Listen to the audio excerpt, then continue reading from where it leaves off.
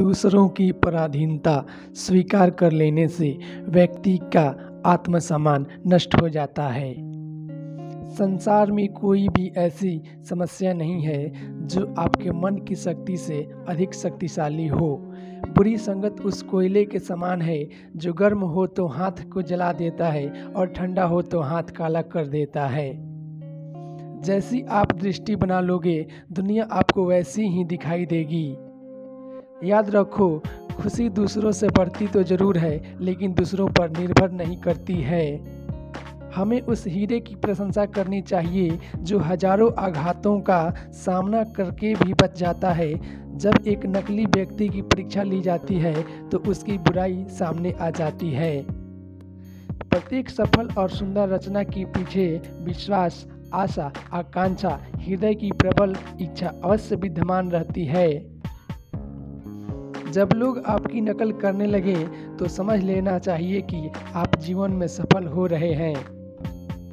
यदि कोई आपको गालियां देता है और आप उसे स्वीकार नहीं करते तो वो गालियां उसी के पास रह जाती है। बड़ा सोचो, जल्दी सोचो, आगे सोचो, विचारों पर किसी का अधिकार नहीं होता है। आप अपनी असफलताओं के लिए भी उतने ही जिम्मेदार हैं जितना कि अपनी सफलताओं के लिए। अभिमान करना अज्ञानी का लक्षण है।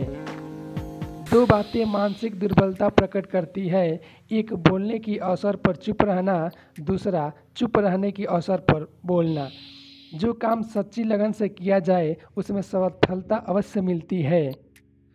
हमेशा यह बात याद रखो कि आप भगवान की बनाई हुई सबसे सुंदर कृति हैं, इसलिए बाहरी परिस्थितियों को इसकी सुंदरता छीनने का मौका न दें। दूसरों की निंदा करके किसी को कुछ नहीं मिला, जिसने अपने को सुधारा उसने बहुत कुछ पाया।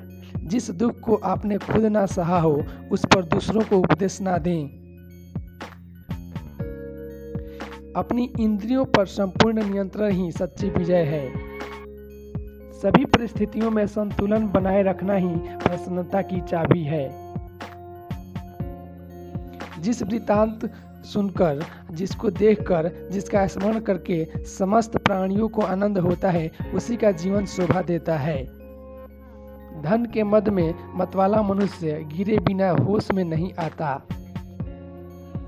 जब मन एक लक्ष्य पर स्थिर है तब यह सुरक्षित है, तनाव से मुक्त है और एकाग्रता में सक्षम है, और यही किसी भी क्षेत्र में प्रतिभा की छाप है।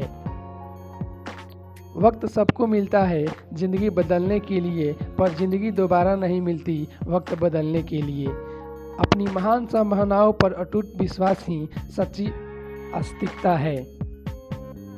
विचार बहते पानी की तरह हैं, यदि हम उनमें गंदगी मिला दें तो वह नाले के समान बन जाएंगे, और अगर हम उनमें सुगंध मिला दें तो वह गंगाजल बन जाएंगे।